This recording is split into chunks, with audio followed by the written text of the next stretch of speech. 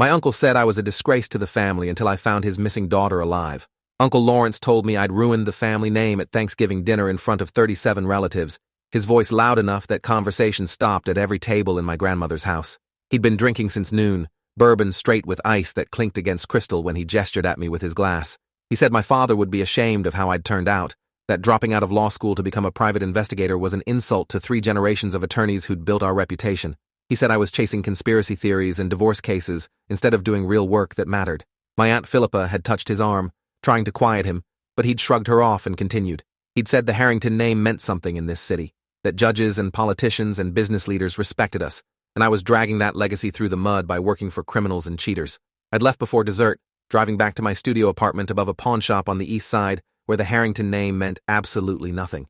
My phone had buzzed with texts from cousins saying Uncle Lawrence was drunk and didn't mean it, but I'd heard the same speech sober at my father's funeral 2 years ago.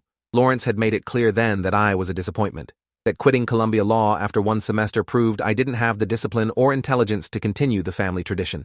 Never mind that I'd quit because the student loans were drowning me, and my father's gambling debts had consumed every dollar of the inheritance I'd expected. Never mind that private investigation let me use the research skills I'd actually enjoyed from law school without the crushing debt. Lawrence saw only failure and embarrassment. The call came at 2:13 in the morning, 3 days after Thanksgiving. I'd been asleep for maybe an hour, having spent most of the night reviewing surveillance footage for a workman's comp fraud case. The phone screen showed Aunt Philippa's number, and I'd answered expecting some family emergency with my grandmother. Instead, Philippa had been crying so hard I could barely understand her words. She'd said Vanessa was missing, that her 17-year-old daughter hadn't come home from school, that her phone was going straight to voicemail. She'd said the police were involved, but treating it like a runaway situation, telling them to wait 24 hours before filing a report. She'd begged me to help find her niece because she knew I had connections the police didn't, resources that could start searching immediately. I'd asked if Lawrence knew she was calling me, and there'd been a long pause before Philippa had said no, that he'd forbidden her from contacting me about anything. She'd said he was so angry about Vanessa disappearing that he wasn't thinking clearly, that he'd spent hours screaming at the police about their incompetence instead of actually helping search. She'd said she didn't care what Lawrence thought anymore, that finding Vanessa mattered more than family politics. I'd told her to send me everything she had, every photo, every detail about Vanessa's last known location, every name of friends and teachers and anyone Vanessa had mentioned recently. I'd said I'd start immediately, even though Lawrence would probably sue me for interfering. The files came through within minutes. Vanessa Harrington, 17 years old, honor student at Riverside Preparatory Academy, captain of the debate team, early acceptance to Princeton already secured. Last seen leaving school at 3:15 on Monday afternoon, captured on security camera getting into a silver sedan that didn't belong to anyone in the family. Her phone had pinged near the interstate around 4:30, then went completely dark. No activity on social media since Monday morning. No credit card purchases, no contact with any of her known friends, just vanished, like she'd been erased from existence. I pulled up the security footage Philippa had somehow obtained from the school. The timestamp showed Vanessa walking across the parking lot with her backpack, looking down at her phone. A silver Toyota Camry had pulled up beside her, and she'd gotten in voluntarily, no signs of struggle or hesitation. I couldn't see the driver clearly through the tinted windows, but Vanessa had smiled when the door opened like she recognized whoever was inside. That detail mattered. She hadn't been grabbed off the street by a stranger. She'd gone willingly with someone she knew or at least felt comfortable with. I started with Vanessa's social media, scrolling back through months of posts. The public-facing version showed a perfect student with perfect grades and perfect friends, all carefully curated photos at debate tournaments and charity events. But social media lies, especially for teenagers from wealthy families who understand that everything they post becomes evidence of their character. I needed to see what Vanessa was really thinking, who she was really talking to, what she was hiding from her parents. I called in a favor from a hacker named Desmond, who owed me for not turning him in on a previous case. He could access deleted messages and private accounts that most people assumed were completely erased.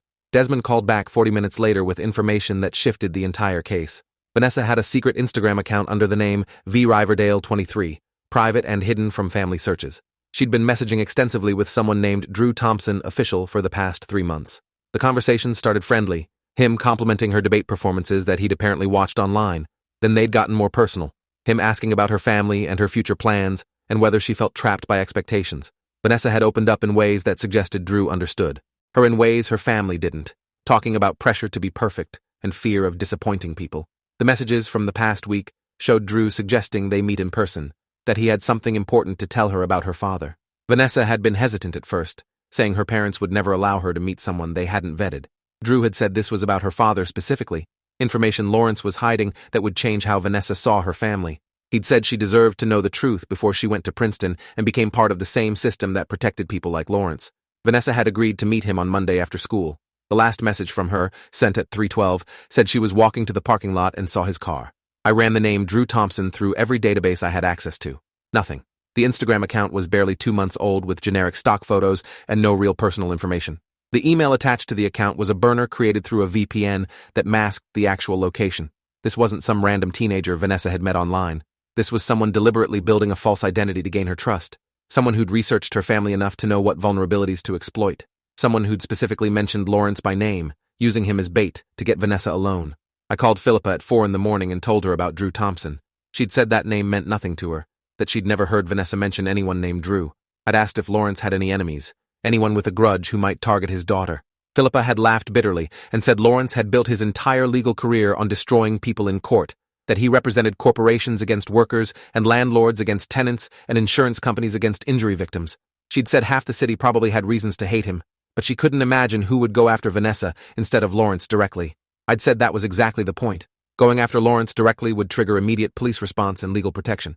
But taking his daughter created maximum pain with less immediate risk. Whoever Drew Thompson really was, he'd understood that the fastest way to destroy Lawrence Harrington was through his family. Philippa had asked what we should do, and I'd said we needed to tell the police immediately that this was a kidnapping, not a runaway situation. She'd agreed, but said Lawrence would have to make the call because the police wouldn't take her seriously without him backing up the story.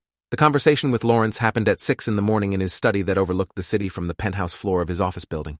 I'd driven there knowing he'd try to throw me out, but Philippa had called ahead and told him I had information about Vanessa.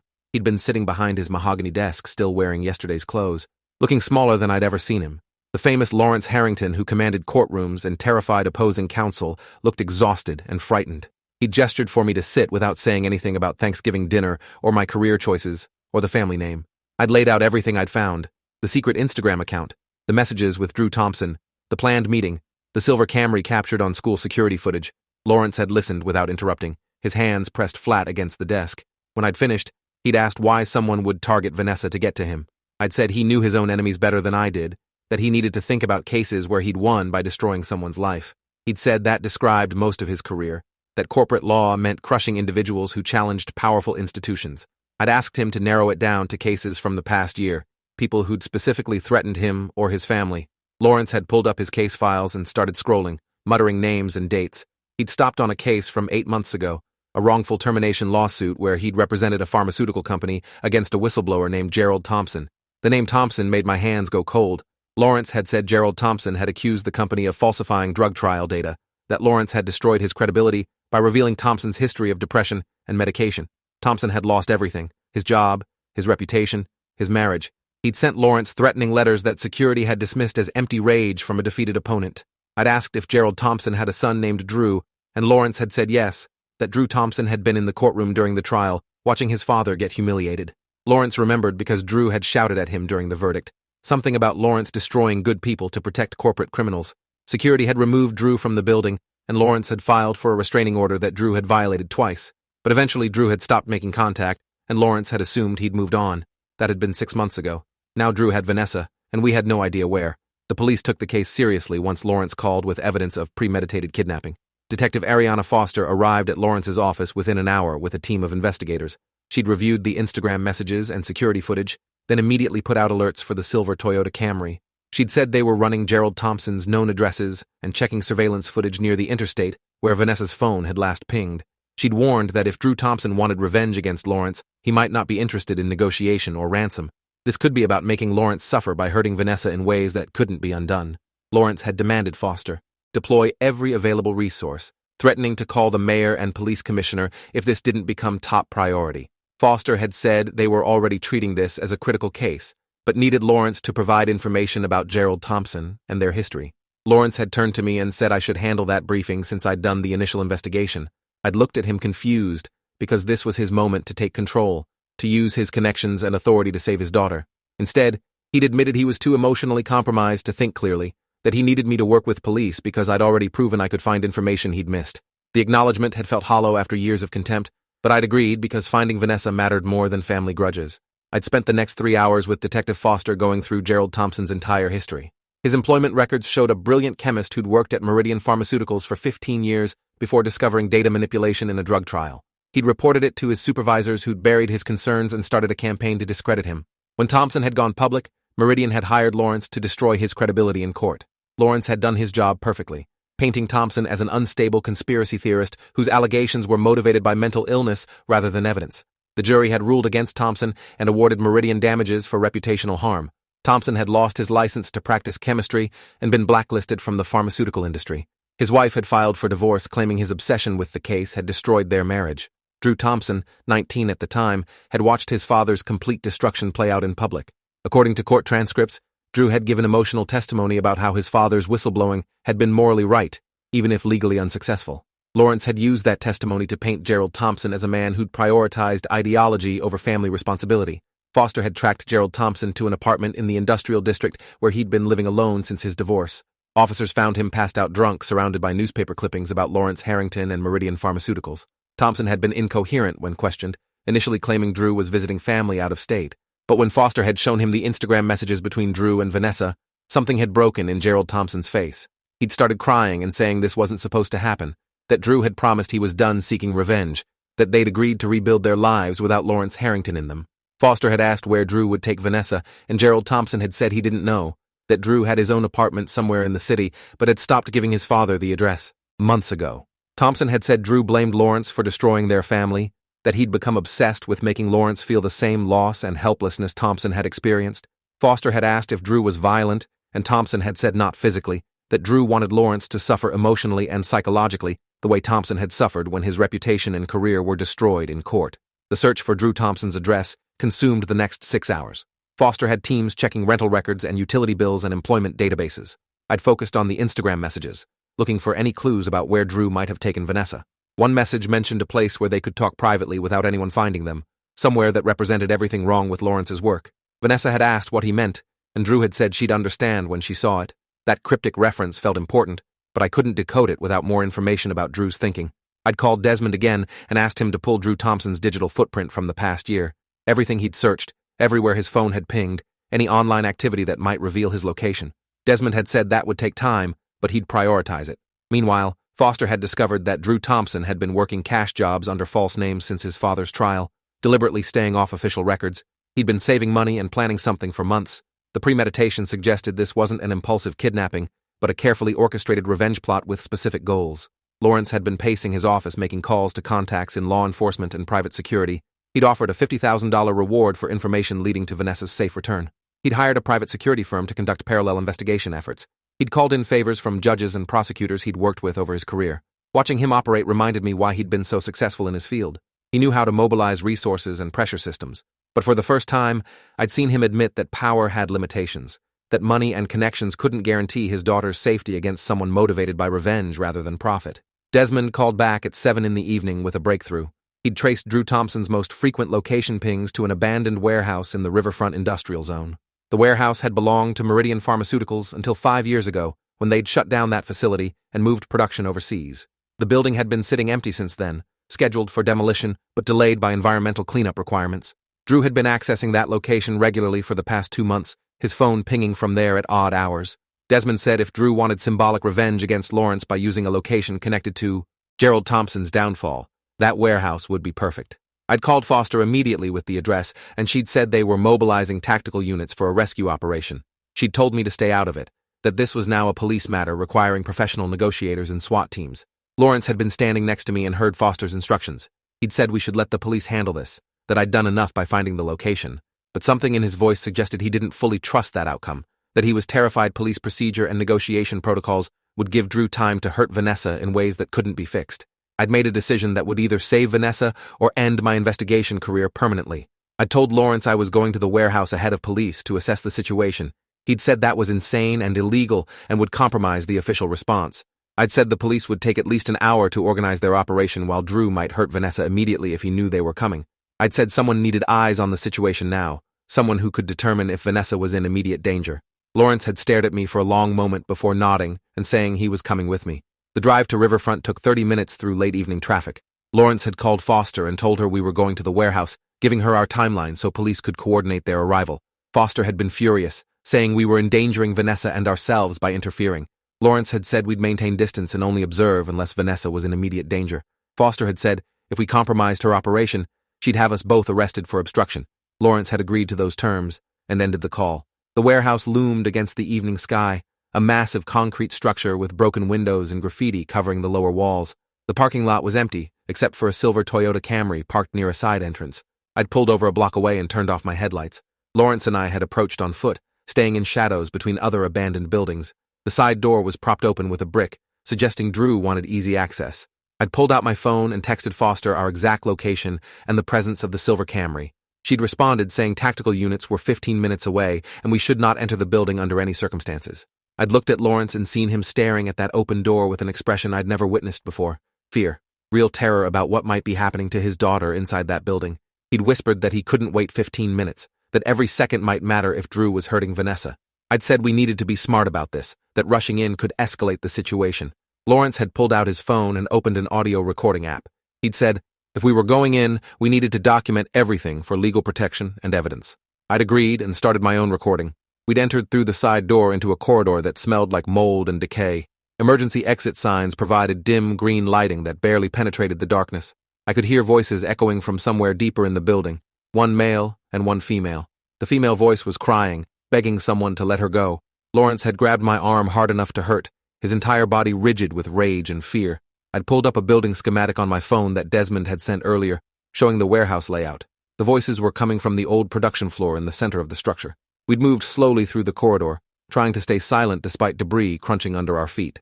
The voices got clearer as we approached the production floor.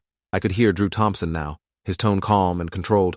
He was telling Vanessa about his father's case, describing in detail how Lawrence had used Gerald Thompson's medical history against him in court. He was explaining how Lawrence had deliberately portrayed his father as mentally unstable rather than addressing the actual evidence of pharmaceutical fraud. Drew said Lawrence had destroyed a good man's life to protect corporate criminals who'd falsified drug trials that could hurt people. Vanessa had been crying and saying she didn't know any of this, that her father never talked about his cases at home. Drew had said that was the point, that Lawrence compartmentalized his destruction of people's lives so he could sleep at night. He'd said Vanessa needed to understand who her father really was before she followed him into the same corrupt system. He'd said Princeton and law school would turn her into another Lawrence Harrington, someone who protected the powerful by crushing the powerless. He wanted her to reject that path and help him expose what Lawrence had done. Lawrence and I had reached a vantage point where we could see onto the production floor without being visible ourselves. The space was enormous, old machinery creating shadows everywhere. In the center, under a skylight, Vanessa sat in a metal chair with her hands zip-tied behind her back. She wasn't visibly injured, but her face was red from crying, and she kept looking around frantically. Drew Thompson stood in front of her holding a phone, recording video of her while he talked. He looked exactly like the photos from his father's trial, early 20s with dark hair and intense eyes that suggested obsession rather than rational thinking. Drew had been explaining that he was going to release the video of Vanessa denouncing her father's corruption, that it would go viral and destroy Lawrence's reputation more effectively than any lawsuit. He'd said Vanessa's voice condemning Lawrence from inside a Meridian Pharmaceuticals warehouse would be poetic justice, using Lawrence's own daughter to expose his crimes.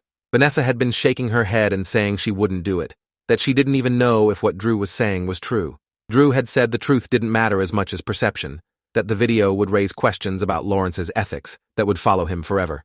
Lawrence had moved before I could stop him, stepping out onto the production floor and shouting Drew's name. Drew had spun around surprised, the phone dropping from his hand. Vanessa had screamed for her father and started struggling against the zip ties. I'd had no choice but to follow Lawrence into the open, my phone still recording everything. Drew had recovered quickly from his surprise, pulling something from his jacket that made my blood freeze. A knife, long and sharp, the kind used for industrial purposes. He'd pointed it at Lawrence and told him to stop moving or he'd cut Vanessa's throat. Lawrence had frozen, his hands raised in surrender. He'd said Drew didn't want to hurt Vanessa, that this was about making him suffer, not harming an innocent teenager.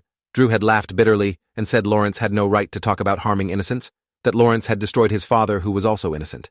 He'd said Lawrence's entire career was built on protecting guilty corporations while demolishing good people who tried to expose wrongdoing. He'd said it was time Lawrence experienced loss the way Gerald Thompson had experienced it, watching helplessly while someone you love was destroyed. I'd been calculating distances and angles, trying to figure out if I could reach Drew before he could hurt Vanessa. Too far. At least 30 feet with Drew positioned behind Vanessa's chair where he could easily follow through on his threat. I'd said Drew's name and he'd shifted his attention to me. I'd said I knew about his father's case, that I'd read all the trial transcripts and evidence. I'd said Gerald Thompson had been right about Meridian Pharmaceuticals falsifying data, that the drug in question was later pulled from market after multiple patients suffered serious side effects. I'd said Drew's father had been a whistleblower trying to protect people, and Lawrence had destroyed him for it. Lawrence had turned to look at me shocked, and I'd seen Drew's expression change from rage to confusion. Drew had asked how I knew about the drug being pulled, and I'd said I'd researched it after learning about the Thompson case. I'd said the FDA had quietly removed the drug 2 years after the trial, citing safety concerns that matched exactly what Gerald Thompson had reported. I'd said Meridian Pharmaceuticals had paid millions in settlements to patients who'd been harmed, though those settlements were sealed and never made public. I'd said Drew's father had been right about everything, and Lawrence had helped cover it up. Lawrence had started to argue, but I'd cut him off by saying this wasn't the time for legal debate, that we needed to focus on Vanessa's safety. Drew had lowered the knife slightly and said his father's vindication meant nothing if nobody knew about it, that Meridian and Lawrence had successfully buried the truth. I'd said that's what journalism and investigators were for, that I could help Drew expose what happened without hurting Vanessa. I'd said hurting Lawrence's daughter wouldn't bring justice for Gerald Thompson. It would just make Drew a criminal who'd go to prison while Lawrence remained free. Drew had looked torn, the knife still in his hand but no longer pointed at Vanessa. He'd said he'd spent months planning this, that he'd built the fake identity and gained Vanessa's trust, specifically to make Lawrence suffer. I'd said I understood that impulse, that Lawrence had made my own life difficult in different ways. I'd said I knew what it felt like to be dismissed and degraded by Lawrence Harrington. Drew had asked what I meant, and I'd explained I was Lawrence's nephew, that he'd spent years telling me I was a disgrace to the family. I'd said helping Drew expose the truth about his father's case would be my own revenge against Lawrence's corruption. Lawrence had shouted that I was lying, trying to manipulate Drew. I'd ignored him and told Drew I had evidence about other cases where Lawrence had protected corporate wrongdoing, that the Thompson case wasn't isolated. I'd said if Drew let Vanessa go and came with me peacefully, I'd help him build a legitimate case that would actually hurt Lawrence's reputation and career. I'd said we could expose patterns of corruption that would lead to disbarment and criminal charges. Drew had listened carefully, then asked why he should trust me when I was Lawrence's family. I'd said the fact that Lawrence hated me proved whose side I was on, that family loyalty meant nothing when dealing with someone who valued reputation over morality. I'd said releasing video of a traumatized teenager wouldn't accomplish Drew's goals, but a well-documented investigation into Lawrence's career could destroy him legally and professionally. Drew had looked at Vanessa, who was watching this exchange with wide, terrified eyes. He'd asked her if she believed me, and Vanessa had nodded frantically, saying, "Please just let her go home." The knife had slowly lowered, and Drew had stepped away from Vanessa's chair. He'd said he'd think about my offer but needed guarantees that Lawrence wouldn't use his connections to bury everything. I'd said I couldn't guarantee anything, but could promise I'd work to expose the truth about Gerald Thompson's case regardless of consequences. Drew had been nodding when the production floor suddenly filled with red laser dots from tactical team rifles aimed at him from multiple directions. Detective Foster's voice over a loudspeaker had ordered Drew to drop the weapon and step away from the hostage. Everything happened in seconds. Drew had panicked and grabbed Vanessa, pulling her up from the chair with the knife against her throat. Foster had shouted for him to release her. Lawrence had screamed Vanessa's name. I'd moved without thinking, closing the distance between myself and Drew while he was distracted by the police presence.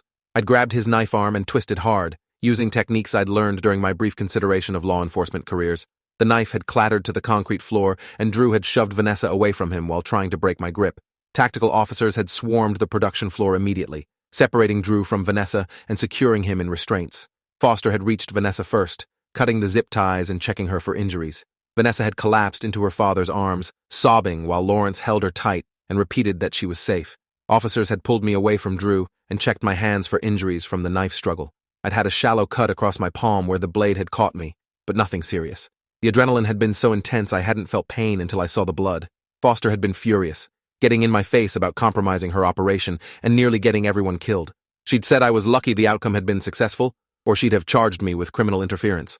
Lawrence had interrupted and said I'd saved Vanessa's life by keeping Drew calm until police arrived, that my negotiation had prevented Drew from hurting Vanessa when tactical teams moved in.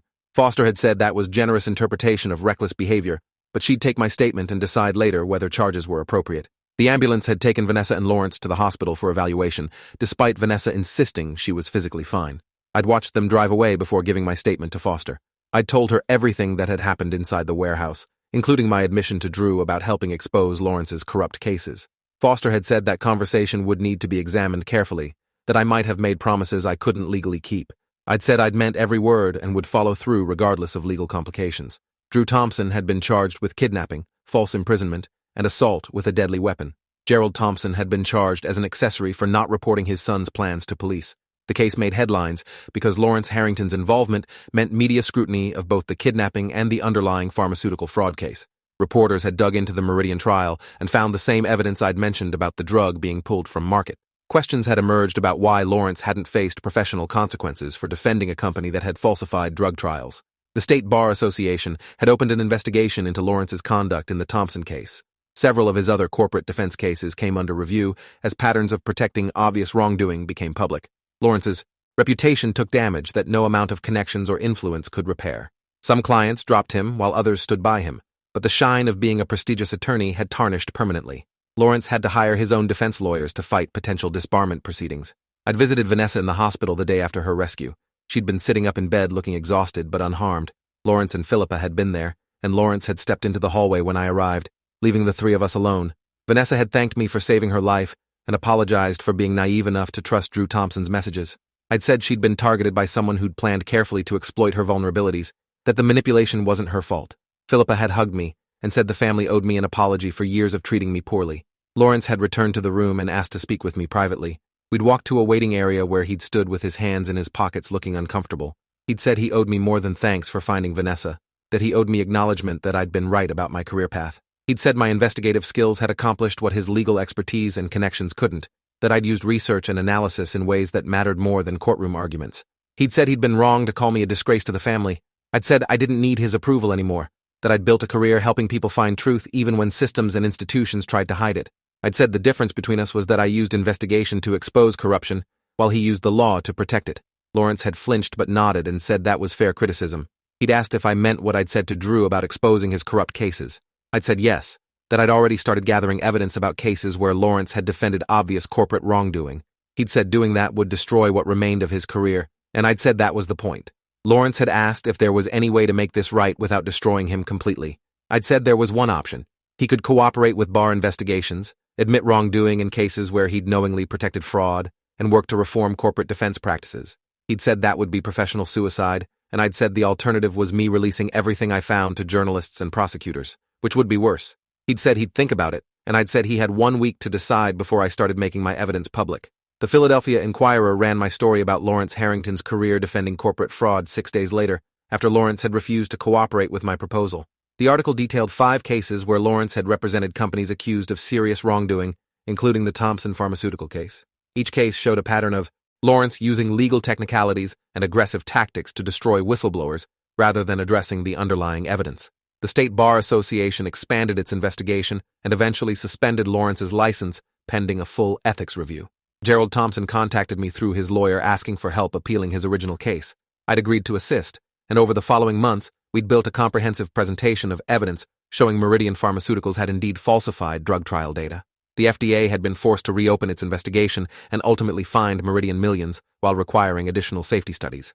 Gerald Thompson's professional reputation was partially restored, though the damage to his life and marriage remained permanent.